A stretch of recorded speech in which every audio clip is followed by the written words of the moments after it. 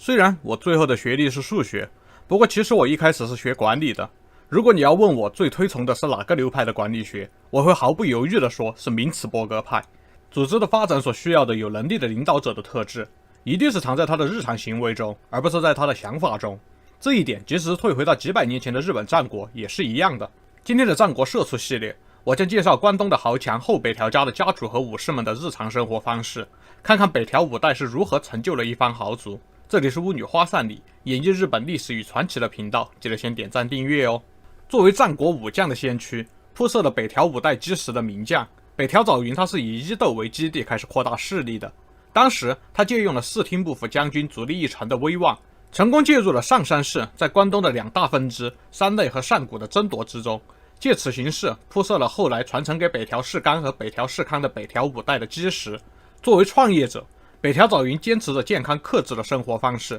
始终将自己维持在最佳的状态去迎接挑战。随着组织的壮大，他也如此要求他的家臣们，你加入北条实业之后，作为企业文化的学习，你首先要做到的就是被称为早云四殿21条的行为准则。虽然现在也有争议说早云四殿21条其实是在江户时代的初期才做成的，但是现在的文献考古中很显然，它与北条早云的本家伊势是宗家的家训，以及后来北条五代时期北条家的各种规定都有很多相似之处，因此我倾向于这不是伪作。当然21条本身是原则性的规定，在形成初期时约束力也有限，并非是你入职时事无巨细的样子。而且这些原则大多是放在现代也是适用的，可以说是形成了北条实业兼顾底盘的高度管理优势。当年北条早云单身下骏河，介入金川氏的家督之争，没有累代恩义的家臣团支持，基础非常的薄弱，因此早云从骏河的地势、京都的牧臣以及平定伊豆的国人众中挑选出优秀的人才作为自己的家臣。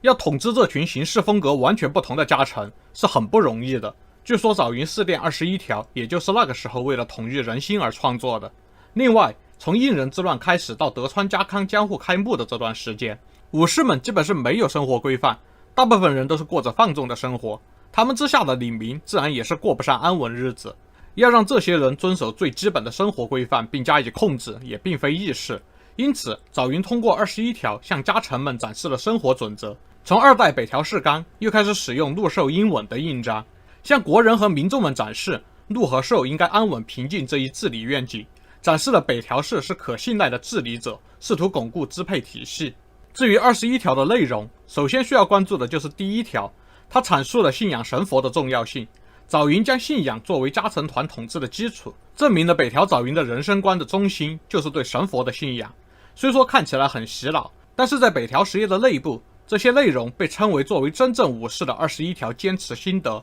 还从中引申出了各种细致的行为规范。其中的内容也确实涵盖到了从信仰神佛到工作态度，再到家政注意事项等等事无巨细的规定。据说创始社长北条早云一生从未违背过这些规定。当然，这是企业文化宣传中的谎言，但是至少就你所知，北条五代的历任社长高管们基本都是严格遵守21条的，尤其是对社长的生活方式的规定尤为严厉，因此员工们也很难有所怨言。当然，下面介绍的时间安排是经过换算过的。从早云四殿21条引申出来的北条家武士行为规范中，北条实业的社长必须在早上4点太阳升起之前起床，因为21条中明确的说了，如果主君都不能早起，家臣们也会放松警惕，而且严于律己的家臣也会对主君失去信任。起床之后，先是要巡视居城和庭院，直到大门口，要确认需要打扫的地方，这些事情要在半个小时之内做完，然后再去洗漱。北条实业的社长夫人和内务用人也不能起得太晚。北条家主君洗漱完，大概是在早上5点，这个时间他便要向妻子和内务家臣们传达刚刚看到的需要打扫的地方、当天的琐事以及今天外出时间的指示等等，这些事情也要在半个小时之内做完。接下来早上5点半到6点，作为北条家的当家，要在会客厅里威风堂堂地等待家臣们前来拜见和述职。这半个小时的时间对北条家的家臣们来说非常重要，因为这是在正式会议之前的闲谈时间。有自我发展欲望的家臣们在这个时候早早地来到会客厅，是给主君留下好印象的好办法。当然也不是谁都有这个机会，大部分的家臣都会在日出之前就在主君的居所之外等待。北条实业的员工行为准则也规定了，北条家的家臣要在早上参拜主君时，先仔细观察当天的情况。北条实业的社长不想听到未经深思熟虑的汇报，所以如果不是主君想跟你会前闲谈，大部分家臣也只能在外面等待思考今天的话题。当然，这种汇报你并不是每天都必须参加，主君会提前告知第二天要谈话的对象，基本上是固定的一些心腹重臣才会日常参加。到早上6点，早会正式开始，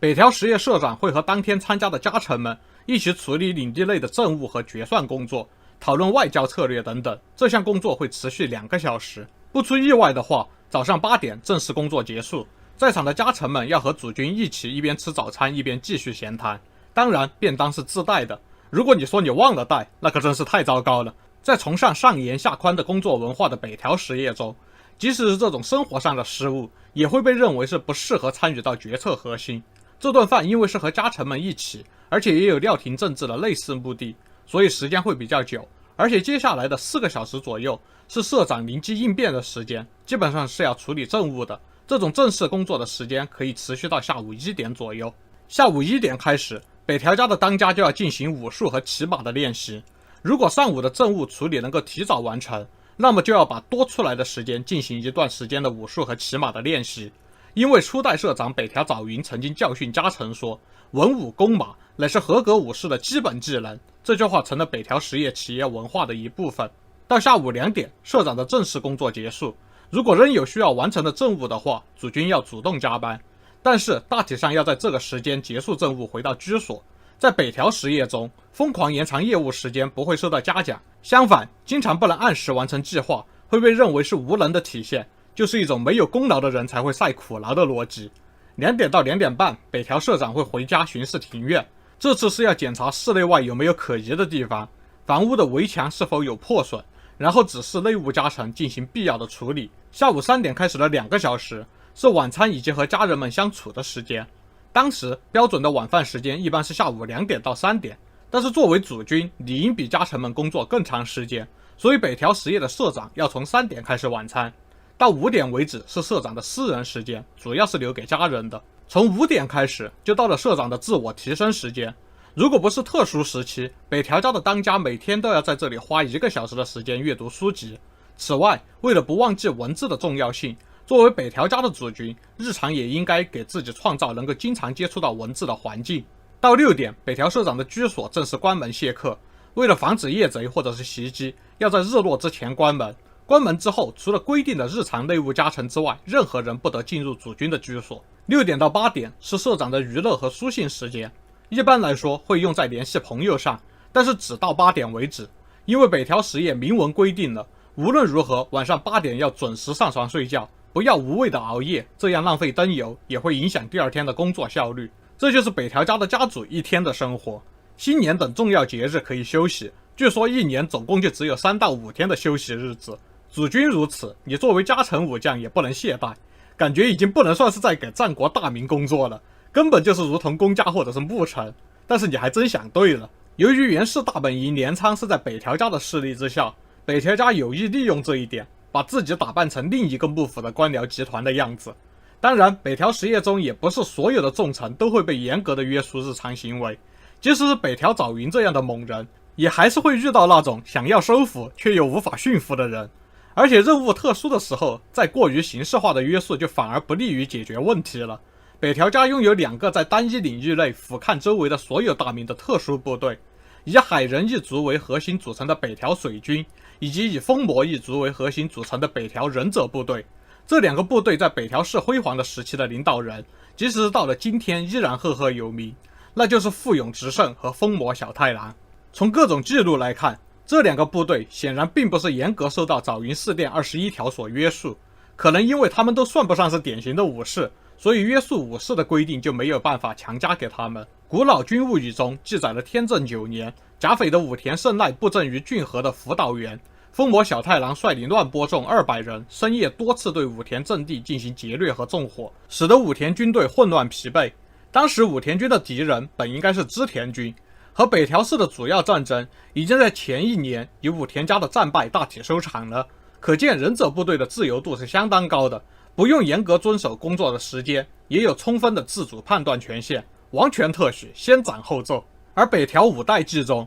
也记载了北条水军和里见水军长期在海上互相游击，双方都是为了发挥水军的最大作用，也就是可以随意选择攻击的地点，突破敌人的防御，给自己背后的陆上战斗提供有利的条件。可见在水军方面，北条家的当主也是给了相当的自主裁量权，并非像陆上武士一样有严格的流程规定。虽然你并不是忍者，也不是水军，工作上的限制还是比较大，但是并没有太大的怨言。如前所述，你这次失掉德川开发的内部推荐信，转而投入北条实业，就是因为在金川事务所和武田集团2次失败的职场经历的教训。你感觉这种公务员生活也不是不能接受，年纪渐渐大了的你，现在感觉最重要的反而就是这种安稳，公司不要暴毙比什么都实在。于是你就这样在北条实业中过起了安稳体面的中下层大厂社畜日子。欲知后事如何，记得先点赞关注哦，我们下期再见。